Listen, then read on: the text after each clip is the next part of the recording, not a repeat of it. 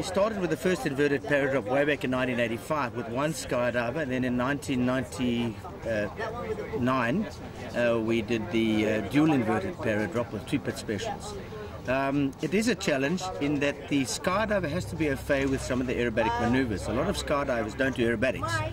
They just get into a normal type aeroplane and they skydive that, whether it's for show jumps or for other jumping. The difficult part of the inverted display is not really the jump so much, it's more the opening of our parachutes, because we're so close to each other. We don't have much height to get vertical separation between the parachutists. So it's essential that I'm the key on the opening sequence. I throw my pilot chute out first.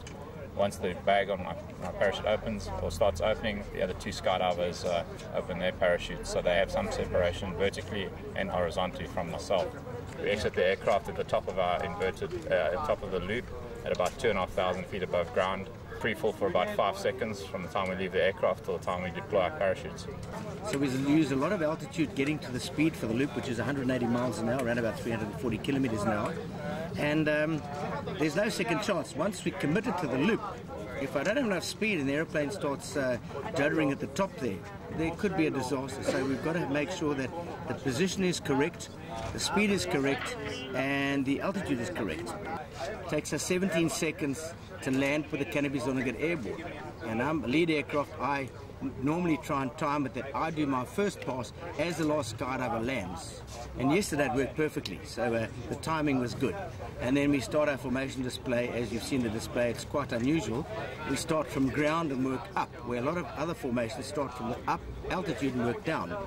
So energy management is very, very important, and we're quite fortunate that at Ain, the altitude here is a lot lower than we operate in Johannesburg, South Africa, which is 5,500 feet above sea level, so the density altitude is very, very high. So the performance of the aircraft here is a lot better. The reason all the guys had to land was because they had to put their canopy back on before they started into their full display. Now what we see here is Dennis Spence, the team leader, a South African Airways Airbus captain on the A340, over 23,000 hours flying time. That is pretty special.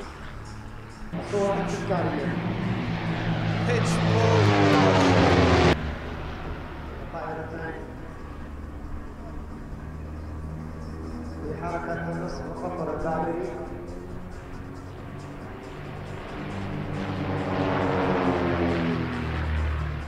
It's a great place to skydive actually, but today the weather conditions are great for jumping.